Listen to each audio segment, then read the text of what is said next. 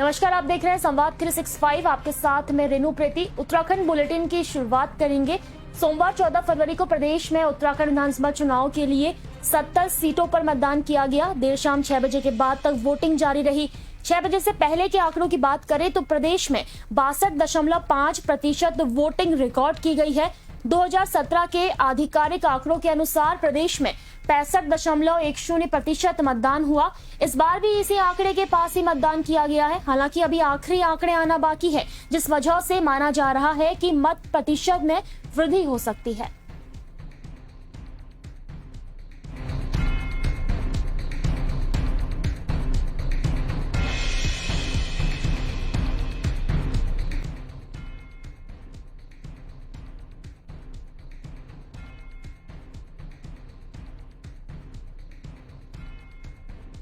वहीं जिलेवार अगर हम बात करें तो सबसे ज्यादा हरिद्वार जिले में वोटिंग की गई है। 6 बजे से पहले के आंकड़ों के अनुसार जिले में 67.58% से ज्यादा मतदान हुआ था, जो 2017 के 75.68% के मुकाबले कम है।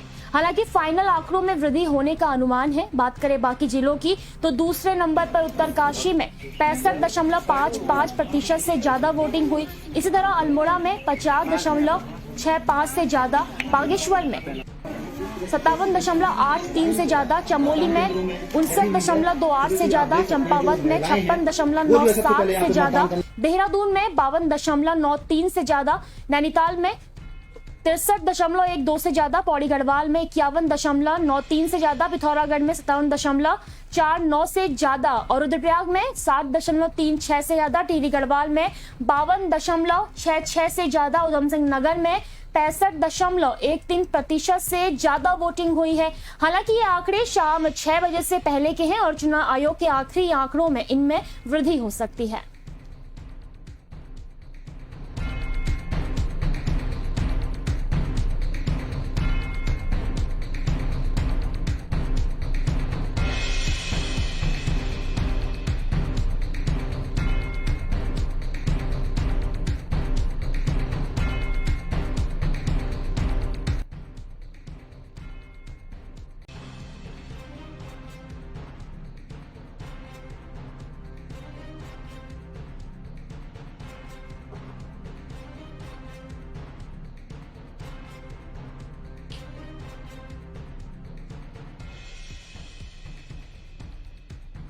और वोटिंग खत्म होने के साथ ही 632 उम्मीदवारों की किस्मत का फैसला हो चुका है। अब सभी को 10 मार्च का इंतजार है, जब ये साफ हो जाएगा कि प्रदेश की जनता ने किसके सिर पर ताज पहनाया है। वहीं दूर दराज के पोलिंग बूथों में चुनाव खत्म होने के बाद पोलिंग पार्टियां भी ईवीएम मशीनें जमा कराने के लिए स्ट्रांग रूम रवाना हो गई हैं।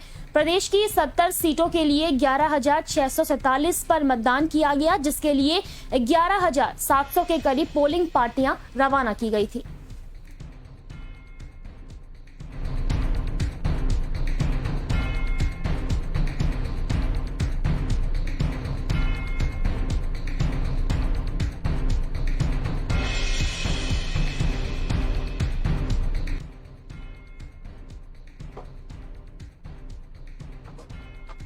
प्रदेश में शाम 6 बजे के बाद भी कई लोगों को वोटिंग का मौका दिया गया, जिस वजह से वोटिंग में भी देरी देखने को मिली, जिस वजह से कई जगहों पर पोलिंग पार्टियों को बूथों से निकलने में भी देरी हुई। रुद्रप्रयाग में बूथ से रवाना हुई पोलिंग पार्टी सोनप्रयाग के तरसाली में जंगल का रास्ता और अंधेरा होने के चलते वहीं फंस गई, जिसके बाद सूचना मिलने पर एसडीआरएफ टीम ने पोलिंग पार्टी को सुरक्षित सड़क तक लाया और उन्हें अगस्त्यमुनि के लिए रवाना कर दिया।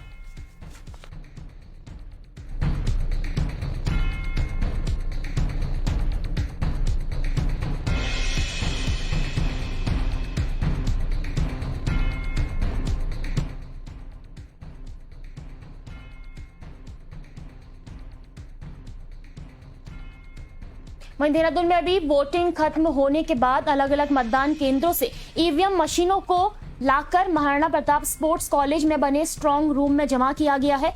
इस दौरान उत्तराखंड की मुख्य निर्वाचन अधिकारी सौजन्या, जिलाधिकारी राजेश कुमार, वरिष्ठ पुलिस अधीक्षक जन्मेजय खंडूरी ने महाराणा प्रताप स्पोर्ट्स कॉलेज में जाकर ईवीएम मशीनों के जमा करने के लिए की गई व्यवस्थाओं का जायजा लिया। साथ ही ईवीएम मशीनों को सुरक्षित ढंग से स्ट्रांग रूम में रखवाने के लिए उपस्थित अधिकारियों को जरूरी दिशा निर्देश भी दिए।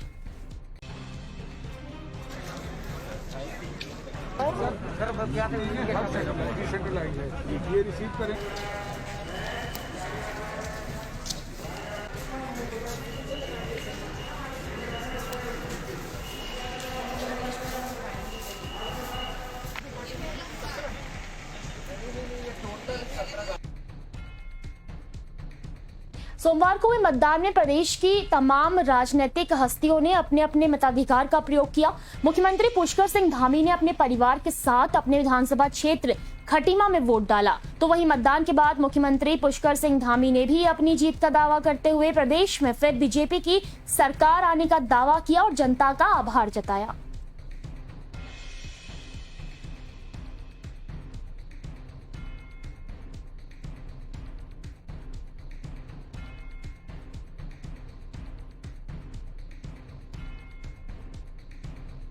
नहीं, हम उत्साहित हैं और उत्तराखंड की जनता ने आज बढ़ चढ़कर मतदान में भाग लिया है। आज 2022 के हम उत्साहित हैं और उत्तराखंड की जनता ने आज बढ़ चढ़कर मतदान में भाग लिया है। आज 2022 के जो चुनाव है वो संपन्न हो चुके हैं और मतदान भी काफ़ी बढ़ चढ़कर हुआ है, ऐतिहासिक हुआ है। इसके लिए मैं उत्तराखंड की जनता का, देवतुल्य जनता का हृदय से उनका धन्यवाद करता हूं। और जो चुनाव आयोग के कर्मचारी हैं, अधिकारीगण हैं, सुरक्षा बलों के लोग हैं, विभिन्न राजनीतिक दलों के लोग हैं, राजनीतिक पार्टियों के कार्यकर्ता हैं, सभी ने शांतिपूर्ण मतदान किया है, मतदान करवाया है, उसमें सभी ने सहयोग किया है। सभी के हम आभारी हैं और हम आशा करते हैं कि नई सरकार गठन होगी और नई सरकार उत्तराखंड के स्वर्णिम भविष्य को और नौनिहालों के भविष्य को बनाने वाली सरकार होगी और ये सरकार बनेगी। मैं सभी का धन्यवाद करता हूँ।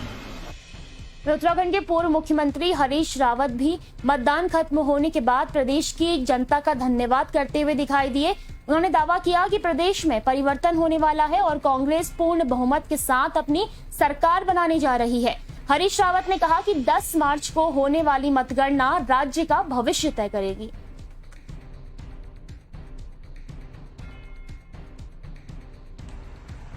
थैंक यू उत्तराखंड, आपने उत्साहपूर्वक मतदान तक की प्रक्रिया में भाग लिया, उसके लिए मैं आपका कांग्रेस पार्टी की ओर से आभार व्यक्त करता हूं।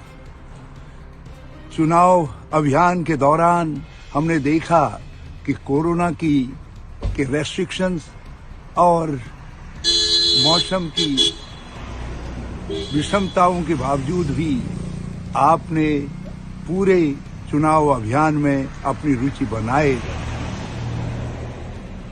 एक गतिमान समाज के रूप में आपकी बहुत सारी अपेक्षाएं हैं। मैं कांग्रेस पार्टी की तरफ से आपको आश्वस्त करना चाहता हूं। यह हरीश रावत इस बात की गारंटी है कि जो कुछ हमने चुनाव अभियान में आपसे वादे किए हैं हम उनको पूरा करेंगे। मैं आप सबको इस बात के लिए भी धन्यवाद देना चाहता हूं कि बावजूद कई तरीके के प्रलोभनों आदि के मतदाता ने अपने परिपक्व विवेक का परिचय दिया है। ऐसा लगता है कि मतदाता ने परिवर्तन के लिए वोट डाला है और एक बेहतर परिवर्तन के लिए वोट डाला है। हम भी झोली फैलाए मतदाता के सामने खड़े हैं। उसका निर्णय अब ईवीएम में बंद हो चुका है। हम प्रतीक्षा करेंगे मतगणना तक की प्रक्रिया की जो अंतिम कड़ी है उसकी। जब वो संपन्न होगी उसके बाद राज्य का भविष्य किस दिशा की तरफ हम लेकर के जा रहे वो निर्धारित हो जाएगा। मैं तब तक के लिए आप सबको बहुत शुभकामनाएं देता हूं। सोमवार को मतदान खत्म होने के बाद लक्सर से बीजेपी विधायक का एक बयान सोशल मीडिया पर वायरल हो गया, जिसमें उन्होंने प्रदेश अध्यक्ष मदन कौशिक पर गंभीर आरोप लगाते हुए कहा कि प्रदेश अध्यक्ष ने कई सीटों पर पार्टी प्रत्याशियों को हराने का काम किया है। उन्होंने कहा कि लक्सर सीट पर भी मदन कौशिक ने उनके खिलाफ काम किया है। उन्होंने पार्टी से उनके खिलाफ कार्रवाई करने की मांग की है।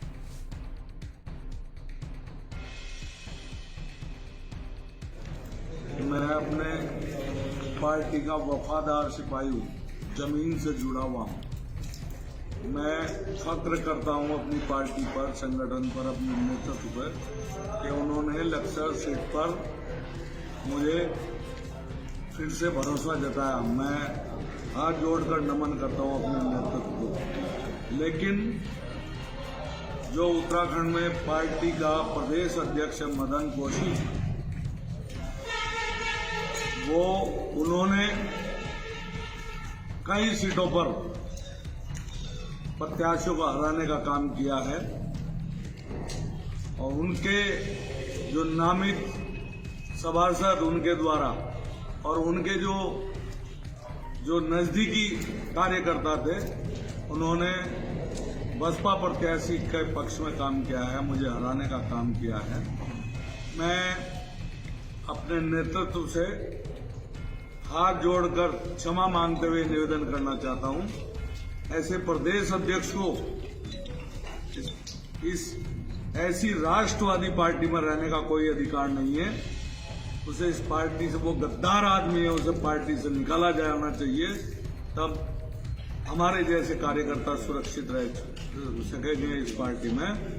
मैं हाथ जोड़कर, शीश झुकाकर अपने नेतृत्व से मांग करता हूं कि उसे तत्काल पार्टी से निकाला जाए। खबरों में आगे बढ़ेंगे। पौड़ी से चुनाव ड्यूटी के बाद अपने घरों को लौट रहे क्रमिकों का वाहन दुर्घटनाग्रस्त हो गया।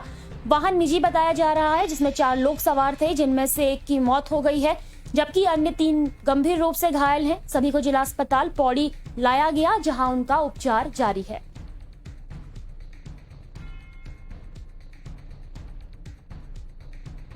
जनपद में जितनी पोलिंग पार्टियां कल वापस आना था वो सभी आ चुका था और रात को 11 बजे अपना सामग्री जमा करने के पश्चात कुछ कार्मिक जो है यहीं पर उन्होंने अपना रात्रि विश्राम किया और आज सुबह 7 बजे से लेकर 7:30 के बीच में वो अपना निजी वाहन से देहरादून की तरफ अपना जो आवास है वहाँ लौट रहे थे। तो जिस वाहन से वो जा रहे थे उस वाहन को दुर्घटना हो गया और दुर्घटना में एक व्यक्ति का मृत्यु हो गया, जिनका नाम बलबीर सिंह है। वो देहरादून के निवासी हैं और यज्ञेश्वर में सर्विस करते हैं और उनके परिवार को सूचित कर दिया गया है। अभी जिला अस्पताल में उनके साथ में जो प्रवास कर रहे थे, यात्रा कर रहे थे, उसमें से 3 लोग जो इंजर्ड थे उनसे भी मैं स्वयं जाके मुलाकात किया। उसमें से एक व्यक्ति को सर में चोट लगी है, तो उनको अच्छे हायर सेंटर के लिए रेफर कर दिया है। और वहीं दूसरी तरफ हल्द्वानी से बेहद दुखद और दर्दनाक हादसा होने की खबर सामने आई है, जहां गौलापार के कुंवरपुर क्षेत्र में भीषण सड़क हादसा हो गया, जिसमें एक कार पेड़ से जा टकराई और पास की दुकान में जा घुसी, जिसमें 4 व्यक्तियों की मौत हो गई और एक व्यक्ति गंभीर रूप से घायल हो गया है, जिसका उपचार हल्द्वानी के कृष्णा अस्पताल में जारी है।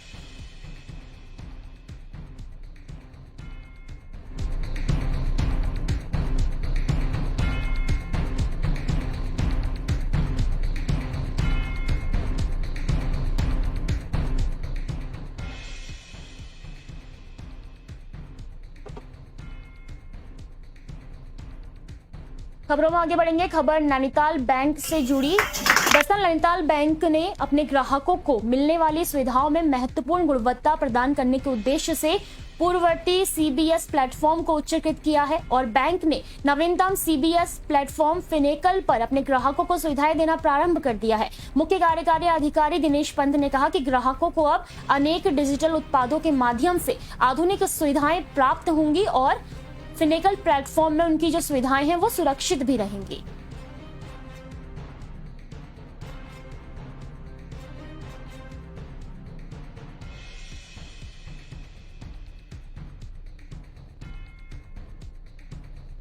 किसी बैंक में कोर बैंकिंग सॉल्यूशन जिसमें हम लोग अपना बैंक का कार्य करते हैं। अभी तक ऑपरेटिंग सिस्टम होता है हमारे हर किसी बैंक में कोर बैंकिंग सॉल्यूशन जिसमें हम लोग अपना बैंक का कार्य करते हैं। अभी तक बैंक के पास जो सीबीएस सिस्टम था वो लगभग 12 साल पुराना था और समय के साथ ज़रूरत थी कि उसको हम चेंज करें।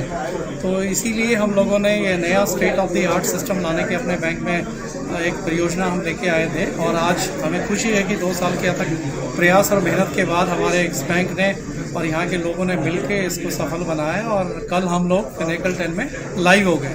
नैनीताल बैंक टेक्नोलॉजी के क्षेत्र में काफ़ी आगे निकल रहा है और आगे जाके और भी कई मोबाइल बैंकिंग एक बहुत बड़ा प्रोडक्ट है जिसको हम लेके आएंगे। और भी बैंकिंग में जो नए नए प्रोडक्ट्स हैं जो टेक्नोलॉजी बेस्ड हैं उनको लाने के लिए हम लोग प्रयासरत हैं। एक हमें बेसिकली एक प्लेटफॉर्म चाहिए था जहाँ से हम आगे बढ़ पाएँ, तो आज ये प्लेटफॉर्म हमें हासिल हो गया। इसके बाद बहुत सारी चीज़ें हैं जो हम लोगों ने सोची भी हैं जिसको हम लोग समय के हिसाब से आगे बढ़ा रहे हैं। और अब खबरों में बात हरिद्वार जिले से, जहां कांग्रेस के समय में राज्य मंत्री रहे राहुल यादव पहुंचे। उन्होंने मां गंगा की पूजा अर्चना की और आचमन लिया। तो वहीं उन्होंने उम्मीद जताई है कि इस बार प्रचंड बहुमत से प्रदेश में कांग्रेस की सरकार बनने जा रही है, जिससे युवाओं को रोजगार मिलेगा, पलायन पर रोक लगेगी और गैस के दाम 500 से नीचे किए जाएंगे।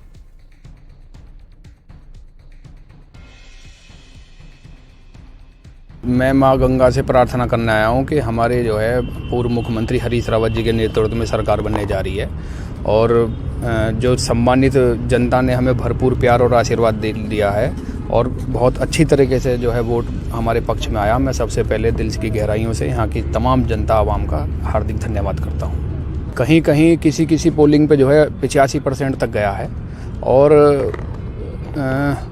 लगता क्या है 50 से 55 सीट के आसपास मैं समझता हूं कि मेरी 50 से 55 सीट उत्तराखंड कांग्रेस पार्टी ला रही है।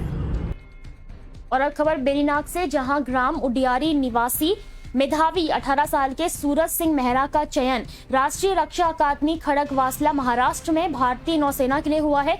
सूरज ने हमारे संवाददाता प्रदीप महारा से बातचीत में बताया कि उसने बिना किसी कोचिंग के घर में रहकर तैयारी की है। उसने अपनी सफलता का श्रेय अपने माता पिता और शिक्षकों को दिया और हमेशा युवाओं से नशे से दूर रहने की अपील की।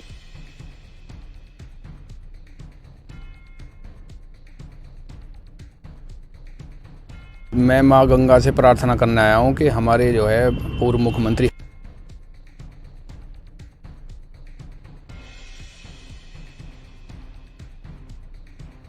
एक्चुअली NDA 147 कोर्स के लिए हुआ है नेवी विंग के लिए।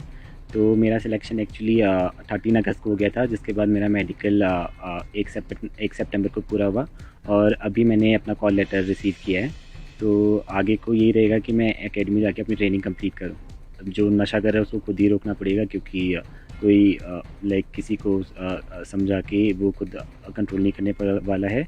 वो अपने आप को अराउंड 1-2 साल उसके देख के खुद ही अपने आप को रोक सकता है। और मैं इसका श्रेय अपने माता पिता, अपने परिवार और अपने जो भी मुझे जानता है मेरे विद्यालय को, सबको देना चाहूँगा। उसे इसको काफ़ी लगन थी सेना की, इसने काफ़ी मेहनत की घर में भी और अपने कठिन परिश्रम से और मेहनत से इसने अच्छा मेहनत की। वो मेहनत करता था, स्कूल के आने के बाद भी घर में भी 4 बजे उठ के, और हमसे कोई दबाव नहीं, मतलब ये करो वो करो, अपने मेहनत से पूरे काम कर लेता था। जब इसका जो टाइम टेबल से अपने बना के रखता था, सुबह उठना और पढ़ाई करना, मेरे को कब क्या पढ़ना है क्या करना है, इसको सब वो था। और इसी के साथ उत्तराखंड की खबरों में बस इतना ही। मुझे दीजिए इजाजत, आप बने रहिए संवाद 365 के साथ। नमस्कार।